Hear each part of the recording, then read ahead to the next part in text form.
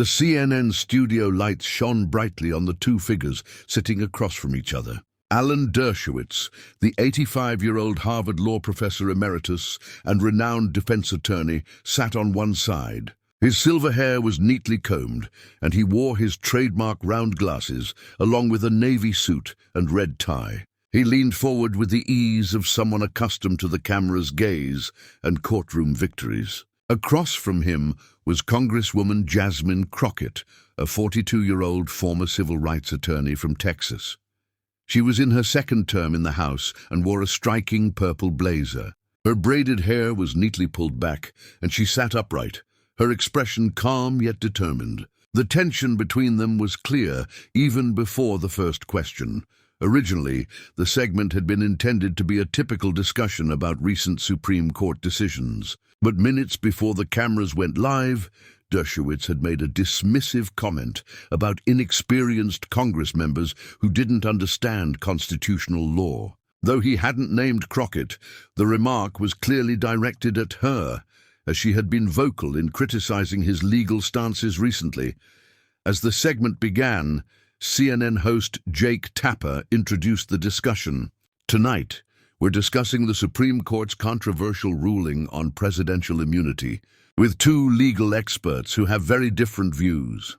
Dershowitz immediately took charge of the conversation, speaking with the authority of someone who had spent 5 decades in the field. What we're seeing is a fundamental misunderstanding of the Constitution from those who oppose this ruling, he said, giving a pointed look at Crockett.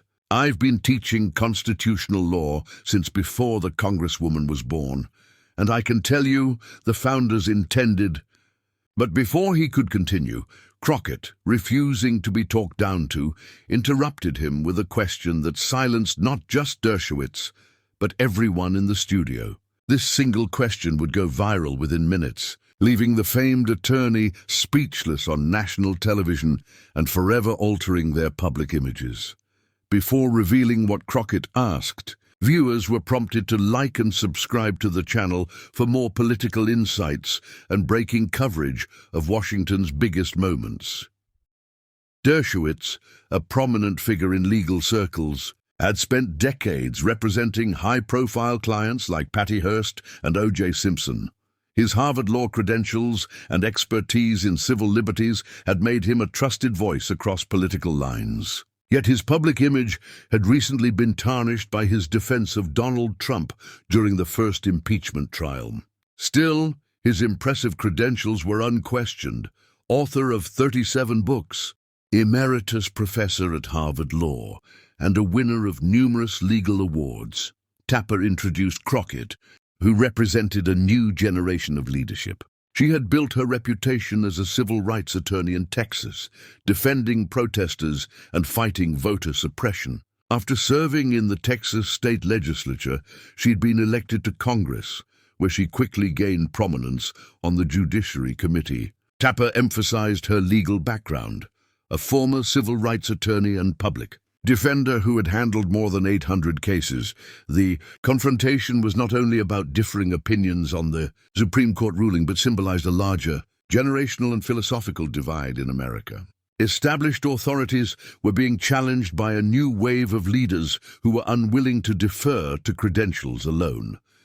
Behind the scenes, the stakes were high for both participants. Dershowitz's media appearances were critical to preserving his relevance and defending his legacy, especially after several years of controversy. For Crockett, this was an opportunity to prove herself capable of going head-to-head with legal giants and standing her ground against establishment figures. Originally, the producers had planned a simple panel discussion, but that plan shifted the moment Dershowitz made his dismissive comment, which Crockett overheard while getting her microphone adjusted. She was determined not to be lectured by someone she believed had lost touch with ordinary Americans. As the cameras rolled, Dershowitz continued with his opening remarks. The Supreme Court's decision recognizes the need for certain protections to allow the presidency to function effectively, he said.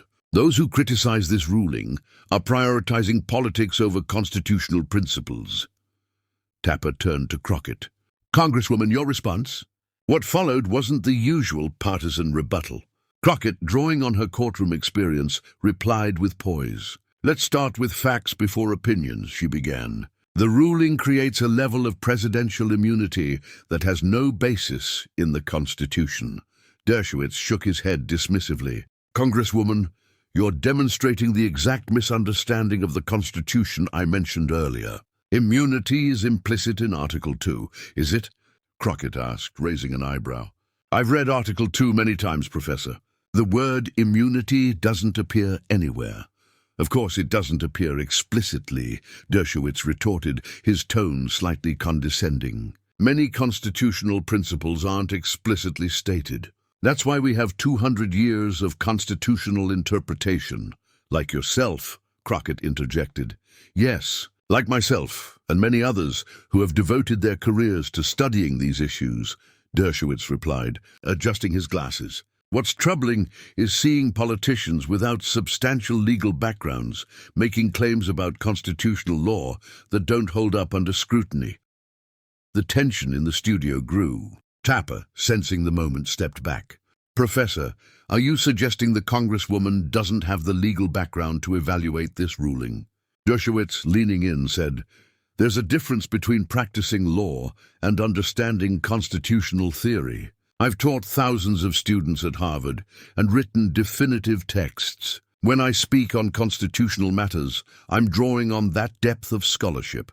Crockett remained calm, even as Dershowitz listed his credentials. She made a brief note on her pad, a moment that would later prove significant. What troubles me, Dershowitz continued, is seeing members of Congress with limited constitutional knowledge making reckless claims about Supreme Court rulings. It undermines our institutions. I agree that we should respect expertise, Crockett responded, but expertise requires consistency and principle, don't you think? Dershowitz nodded. Constitutional principles must be applied consistently, regardless of politics. That's precisely my point, Crockett said, her tone subtly shifting. I've been reviewing your public statements on presidential power and immunity dating back to the 1970s. Dershowitz shifted in his seat. My views have always been consistent and principled, regardless of the party in power. Have they? Crockett asked, pulling out a folder. In 1998, during the Clinton impeachment, you said on ABC News, "No president is above the law. The Constitution doesn't provide immunity for criminal acts, even those tied to official duties." Dershowitz quickly responded, "That's taken out of context. The Clinton case involved personal conduct, not official acts." "I understand the distinction," Crockett said. "Let's look at what you said about official acts." She pulled out another paper. In your 2006 book, Preemption, you wrote, "Presidential power is weakest when it contradicts Congress's will." The director in the control room sensed the building tension and instructed the team to stay on the split screen. Dershowitz leaned forward. "That's the Youngstown framework from Justice Jackson, which I've consistently supported." "It doesn't contradict anything I've said today," Crockett continued methodically. "In 2018, before representing President Trump, you told CNN, 'No one is above the law. A sitting president can be investigated and indicted if evidence warrants it.'" Dershowitz insisted, "Context matters." Crockett agreed. "Which is why I find it interesting that your interpretation seems to have shifted dramatically around 2019. She pulled out a transcript. In January 2020, you argued that if a president does something to benefit his election, that can't be the kind of quid pro quo that leads to impeachment. The studio was completely silent. Even Tapper seemed captivated by the way Crockett was building her case. Dershowitz objected. "You're conflating legal standards. Impeachment criteria are different from criminal immunity." "Let me make sure I understand your position," Crockett said, her legal experience clearly evident. "You now believe presidents have immunity from criminal prosecution for official acts while in office, correct?"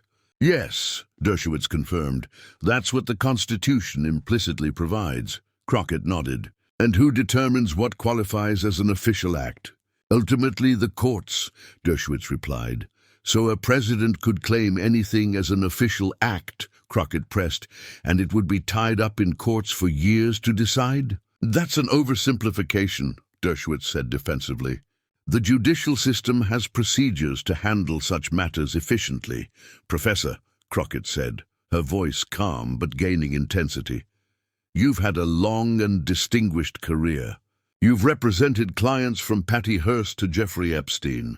You've written dozens of books on civil liberties and constitutional law.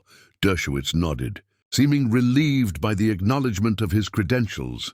Given that, Crockett continued, I have one question. The control room went silent, sensing the importance of the moment. Tapper also remained quiet. Crockett paused, letting the silence build before delivering her key question.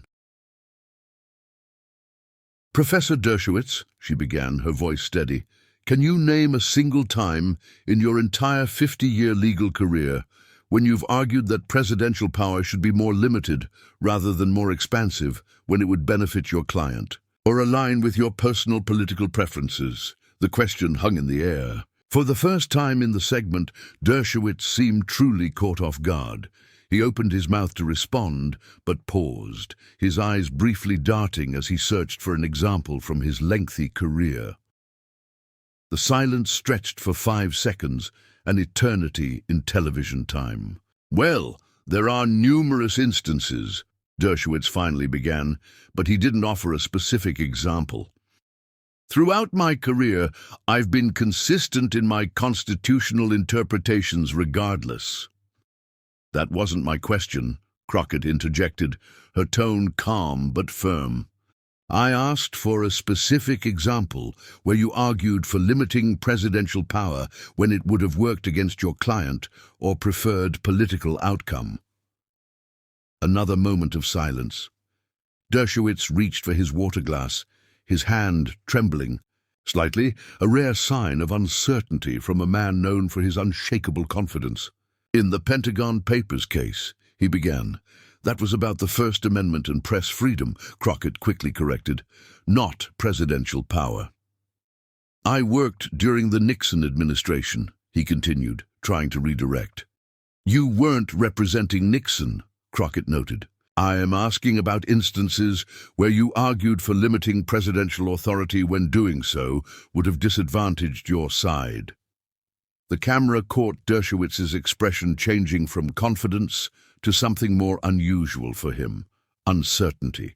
For a man whose career had been built on providing quick answers to the toughest legal questions, this visible struggle was extraordinary. Jake Tapper, sensing the shift, attempted to intervene. Perhaps we should move on. No, Dershowitz interrupted, trying to regain his footing. I want to address the Congresswoman's question. The premise is flawed. Constitutional scholars interpret the document based on text, history, and precedent, not political preference. With respect, Professor, Crockett replied, that wasn't the question. I'm simply asking for one example from your extensive career where you argued against presidential power when it would have been disadvantageous to your position. The tension in the control room was palpable. Stay tight on Dershowitz, the director instructed. Don't miss this, Dershowitz continued, falling back on generalities. The Constitution provides certain powers to the president that must be respected regardless of who holds the office.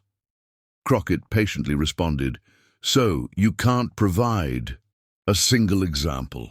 The moment was devastating in its simplicity. Dershowitz, who had built his reputation on quick, sharp legal arguments, couldn't provide a single instance where he had argued against presidential power when it would have been politically inconvenient.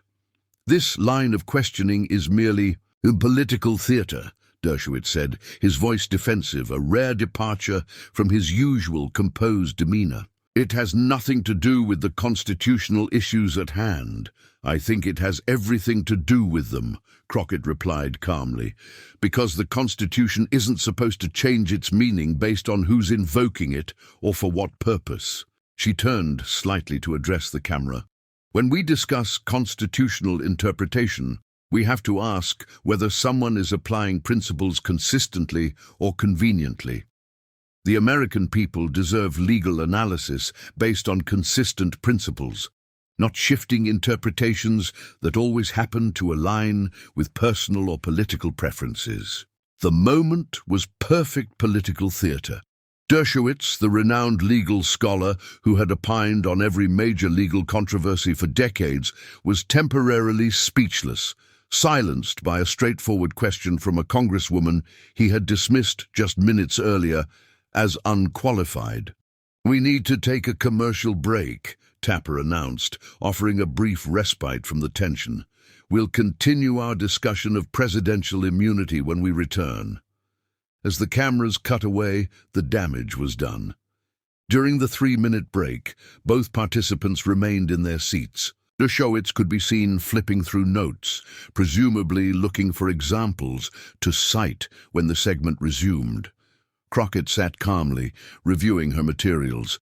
But viewers wouldn't see what happened next until days later when someone leaked the studio feed. A production assistant rushed over to Dershowitz with a note, likely from his team, with examples to cite.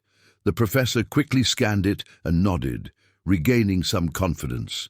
When the broadcast resumed, Dershowitz attempted to regain control. "During the break, I reflected on the congresswoman's question, and there are numerous examples I could cite." "With all due respect, Professor," Crockett interrupted, "I think the moment for that answer has passed. The fact that you needed a commercial break and outside assistance to come up with examples speaks volumes." The second half of the segment continued, but the dynamic had shifted. Dershowitz, once dominant in debates, now appeared defensive.